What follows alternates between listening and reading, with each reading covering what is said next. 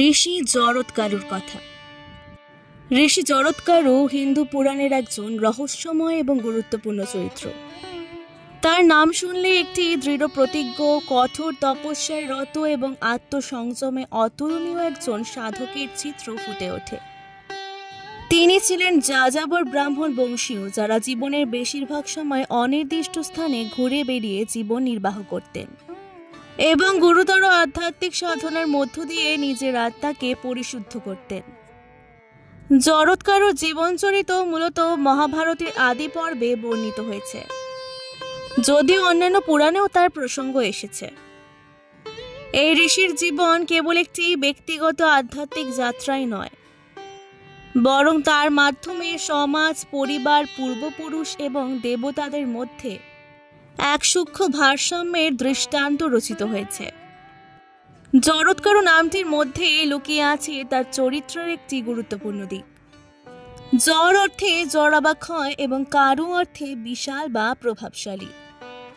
এই নামটি নির্দেশ করে যে তিনি নিজ দেহকে দীর্ঘ তপস্যা, উপবাস ও সংযমের মাধ্যমে ক্ষয় করে ফেলেছিলেন, যেন তিনি ইন্দ্রিয়ের দাসত্ব থেকে মুক্ত হয়ে প্রকৃত জ্ঞান ও আত্মবোধ লাভ করতে পারেন। তিনি ছিলেন ব্রহ্মচর্যব্রতী, সংসার পরিহারকারী এবং আধ্যাত্মিক সাধনার প্রতি নিবেদিত প্রাণ।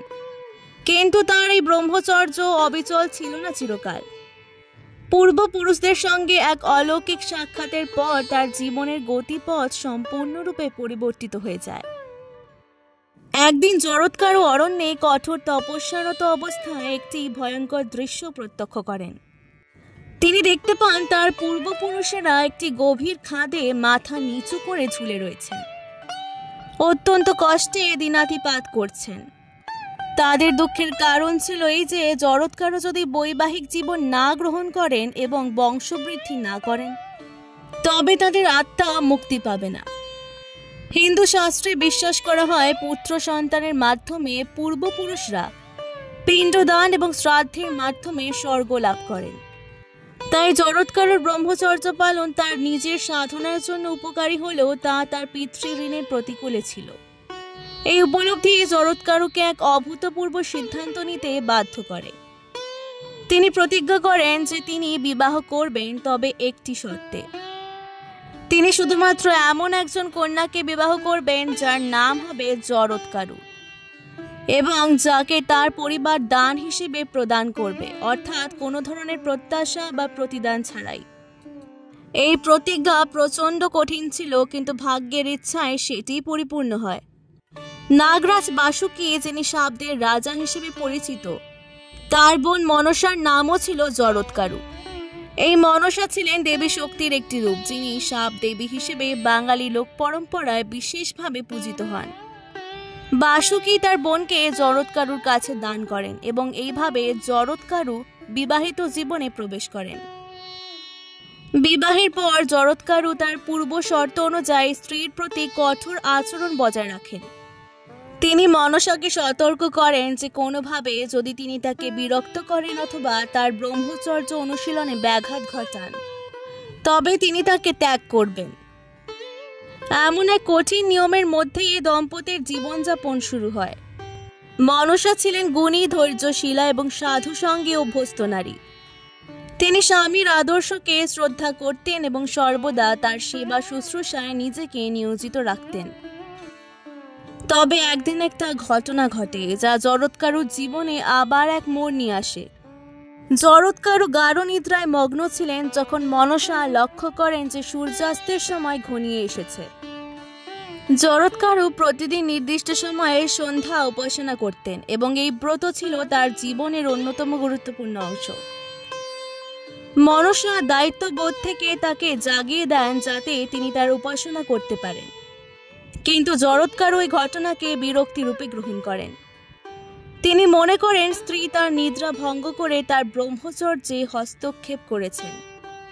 সেই রাগে প্রতিজ্ঞাবদ্ধ হয়ে তিনি মনসাকে ত্যাগ করে চলে যান। মনসা তখন গর্ভবতী ছিলেন এবং একা থেকে যান।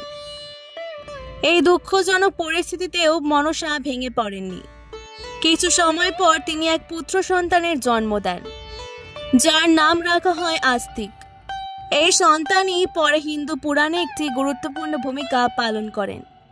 রাজা জন্মেজয়, যিনি কুরু বংশের একজন রাজা ছিলেন এবং মহাভারতের পাণ্ডবদের বংশধর, এক সময় তার পিতা পরীক্ষিতের মৃত্যুতে ক্রোধান্বিত হয়ে সাপদের উপর সর্বশত্র বা নাগযজ্ঞ পরিচালনা করেন।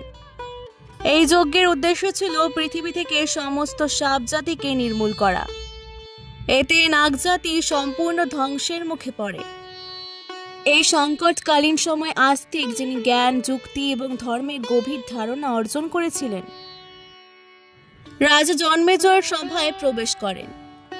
তার যুক্তিপূর্ণ বক্তব্য, নম্র আচরণ ও বুদ্ধিদীপ্ত তর্ক দ্বারা তিনি রাজাকে প্রভাবিত করেন এবং যজ্ঞ বন্ধ করতে রাজি করান।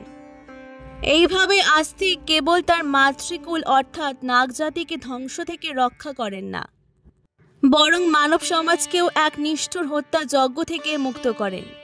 পাশাপাশি এই কর্মকাণ্ড দ্বারা তিনি তার পিতার পক্ষের পূর্বপুরুষদেরও মুক্তি নিশ্চিত করেন। ঋষি জরৎকারও জীবন এক গভীর প্রতীক। তার কঠোরতা, ব্রহ্মচর্য, আত্মনিয়ন্ত্রণ যেমন গুরুত্বপূর্ণ, তেমনি তার বিবাহ, সংসার, ধর্ম পালন এবং পূর্বপুরুষদের প্রতি দায়িত্ব পালনের দিকটিও অত্যন্ত তাৎপর্যপূর্ণ। তিনি প্রমাণ করেন যে আধ্যাত্মিকতা শুধুমাত্র তপস্যায় সীমাবদ্ধ নয়, সমাজ ও পরিবারের প্রতিও একান্ত দায়িত্ব রয়েছে। ধর্মের প্রকৃত অর্থ হচ্ছে সেই ভারসাম্য বজায় রাখা যেখানে ব্যক্তিগত মুক্তির পথে সমাজের কল্যাণও নিহিত থাকে। জরৎকারুর ত্যাগে যেমন এক ধরনের কঠোর আদর্শের প্রতিফলন ঘটেছে, তেমনি মনসার ধৈর্য, সেবা ও মাতৃত্বের মধ্য দিয়ে নারীত্বের এক গভীর দৃষ্টান্ত স্থাপন হয়েছে। তাদের পুত্র আস্তিক এই দুই ঐশ্বরিক গুণের সংমিশ্রণে গড়ে ওঠা এক আদর্শ চরিত্র, যিনি তার নিজের কর্ম ও ধর্ম চিন্তা দ্বারা সমাজে পরিবর্তন আনতে সক্ষম হন। ঋষি জরৎকারুর জীবনের উপাখ্যান কেবল একটি পুরাণ কাহিনী নয়, এটি ভারতীয় দর্শনের একটি জীবন্ত পাঠ। এতে অন্তর্নিহিত আছে ব্রহ্মচর্য বনাম গৃহস্থ ধর্ম, আধ্যাত্মিক সাধনা বনাম পারিবারিক দায়িত্ব, আত্মোন্নতি বনাম পূর্বজঋণ, এইসব দ্বন্দ্বের সমাধান। এই জীবন চরিত্রের মাধ্যমে আমরা শিখি যে কঠোরতা যদি হৃদয়বিহীন হয় তবে তা ভঙ্গুর হয়ে পড়ে, আবার অতিরিক্ত সংবেদনশীলতাও যদি সিদ্ধান্তহীনতায় পরিণত হয় তবে তা দুর্বলতা ডেকে আনে। জরৎকারু, মনসা এবং আস্তিক এই তিনটি চরিত্র মিলেই গঠিত হয়েছে এক ত্রিমাত্রিক মানবিক উপাখ্যান, যা যুগ যুগ ধরে মানুষের ধর্ম নৈতিক চেতনার উৎস হয়ে উঠেছে। আজকের ভিডিওটি ভালো লাগলে অবশ্যই পুরাণ গল্প কথাকে সাবস্ক্রাইব করে দেবেন। অনেক অনেক ধন্যবাদ।